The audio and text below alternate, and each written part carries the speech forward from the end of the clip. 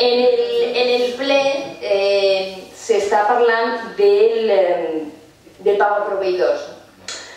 Ja s'han comentat coses, però molt ràpidament hauríem de dir. Primer, el senyor Álvaro diu que és una mesura positiva per part del Ministeri. S'ha de dir que sí, és positiva, però si haurem tingut en compte les peculiaritats d'alguns pobles com el nostre que són anormalment endeutats, vull dir. Aleshores, s'haver agraït que el Ministeri haurà tingut una visió de conjunt i haurà dit per al poble estàndard aquesta mesura pot anar bé, però al poble que està ofegat, i en aquest cas vostès tenen molta responsabilitat en l'ofegament, hem de prendre mesures excepcionals. Però el Ministeri no ho feu així.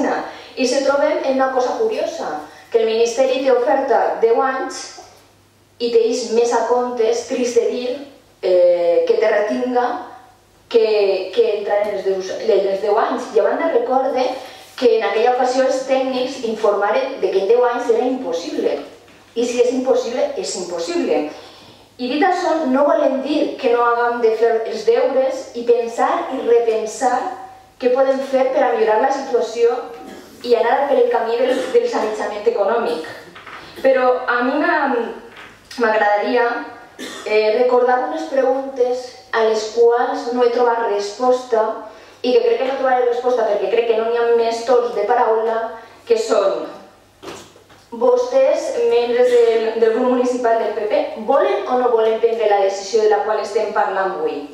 Vostès volen o no volen que cobre l'Ajuntament, segons les previsions, més de 423.000 euros més de lo que venia a cobrar? Volen o no volen? Com explicarem als veïns que estan fent grans esforços per a que l'economia de l'Ajuntament se sanege via IBI i altres coses com són que potser no estem donant els serveis que voldríem i que han de pagar per alguns serveis més del que ens agradaria? Com els explica a aquests veïns que ells sí que són bons per apretar-se el cinturó i el que cobra, el que facturen ells més d'1 milió d'euros a l'any, no és bo per apretar-se el cinturó? No m'armole, senyor Álvaro. A mi no m'ha respost a la pregunta. Vostè vol que l'Ajuntament cobre 423.000 euros més de lo que venia cobrant en este concepte o no? O no?